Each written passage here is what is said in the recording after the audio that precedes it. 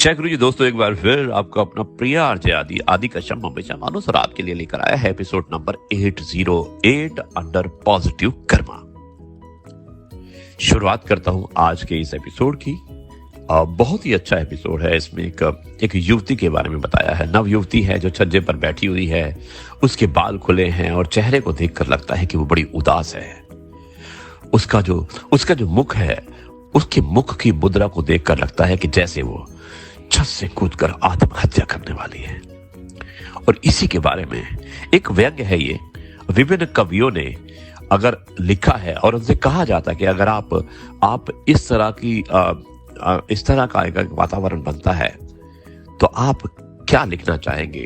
तो देखिए, मैथिली शरण गुप्त जो एक बहुत ही प्रसिद्ध कवि हुए हैं, उन्होंने क्या लिखा। मैथिली शरण गुप्त लिखते हैं कि अट्टालिका पर एक रमणी अनमनी सी है अहो, किस वेदना के भार से संतप्त हो देवी कहो। धीरज धरो संसार में किसके नहीं है दुर्दिन फिरे, हे राम क्षमा कीजिए अबला न भूतल पर गिरे, अबला न भूतल पर गिरे।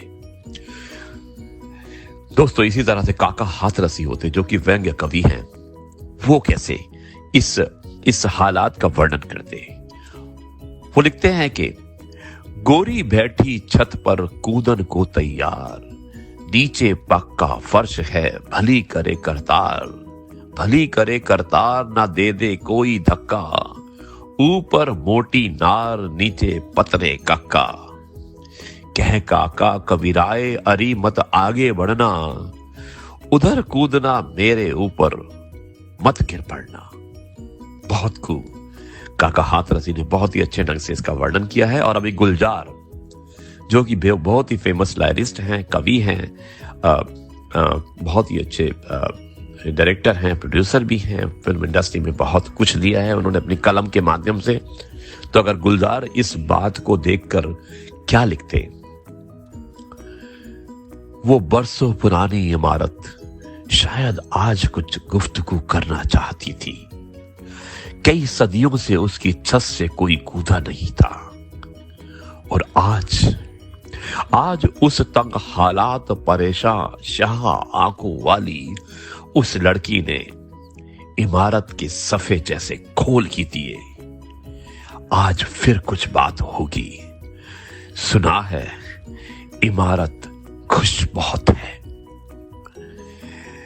दोस्तों, गुलजार के बाद हरिवंश राय बच्चन जो अमिताभ बच्चन के पिता हैं, नहीं है इस दुनिया में, वो एक बहुत अच्छे कवि थे। और किस तरह से लिखते,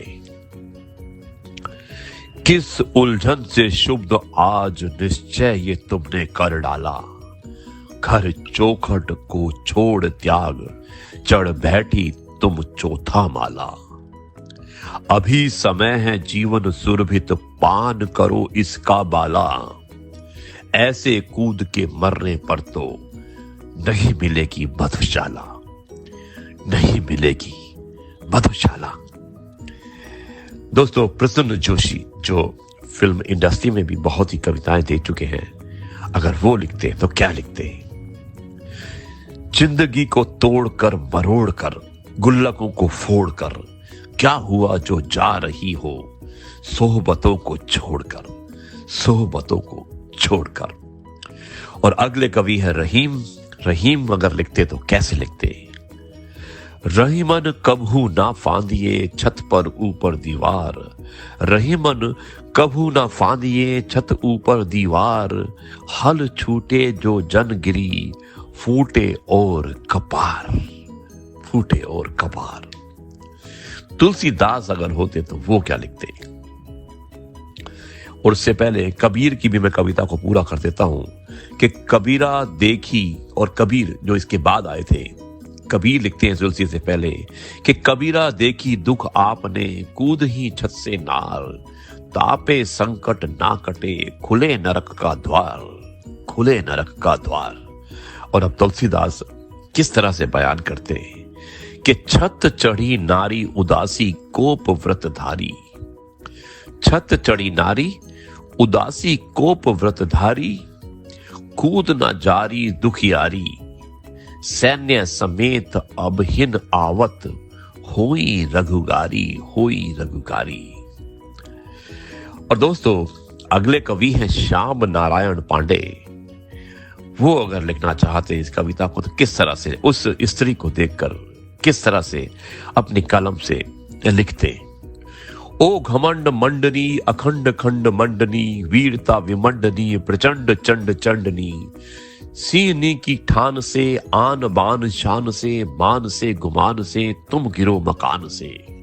तुम डगर डगर गिरो, तुम नगर नगर गिरो, तुम गिरो अगर गिरो, शत्रु पर मगर गिरो, शत्रु पर मगर गिरो। गोपाल दास नीरज बहुत ही अच्छे कवि हैं और किस तरह से वो वर्णन करते हैं कि हो ना उदास रूप सी तू मुस्कुराती जा, मौत में भी जिंदगी के कुछ फूल खिलाती जा। जाना तो हर एक को है एक दिन जहान से, जाते जाते मेरा एक गीत गुनगुनाती जा। राम कुमार वर्मा जी बहुत ही बढ़िया कवि हैं। वो किस तरह से बयान करते, वो कहते कि हे सुंदर तुम मृत्यु की यूं बाट मत जो हो, जानता हूं इस जगत का खो चुकी हो चाव अब तुम, और चढ़ के छत पे बरखस खा चुकी हो ताव अब तुम। उसके उर के भार को समझो, जीवन के उपहार को तुम ना जाया ना खोहो। हे सुंदरी तुम मृत्यु की यूं बाट मत जो हो, मत जो हो। और दोस्तों, अंत में अगर जो हमारे मॉडर्न कवि हैं हनी सिंह जी, अगर उनको ये वाकयात मिलता तो वो कैसे बोलते। बोलते कूद जा डार्लिंग क्या रखा है जिंजर चाय बनाने में, यो यो की तो सीढ़ी बजरी डिस्को में हरियाणे में, रोना धोना बंद कर ले डांस हनी के गाने में, रॉक एंड रोल करेंगे कुड़िए फॉर्म हाउस के तहखाने में, फॉर्म हाउस के तहखाने में, फॉर्म हाउस के तहखाने में। दोस्तों, ये एक छोटा सा माहौल बदलने के लिए मैंने इस वाक्य को आपको सुनाया था, और विभिन्न कवियों के माध्यम से अगर उनके सामने इस तरह की बात होती तो वो किस तरह से उसको वर्णित करते, पेश करते, ये मैंने बताने की कोशिश की है। मुझे उम्मीद है कि ये आपको पसंद आया होगा। ये है आपका अपना प्रिय आरजे आदि कश्यप मुंबई चंपानुस, और अब आपके लिए मैं इस कार्यक्रम को यहीं पर समाप्त करता हूँ। कल आपसे मुलाकात होगी एक और नए एपिसोड नंबर 809 में। तब तक के लिए मैं कहता हूँ नमस्कार, जय हिंद, वंदे मातरम, भारत माता की जय, जय जवान, जय किसान, जय गुरु जी, शुक्राना गुरु जी।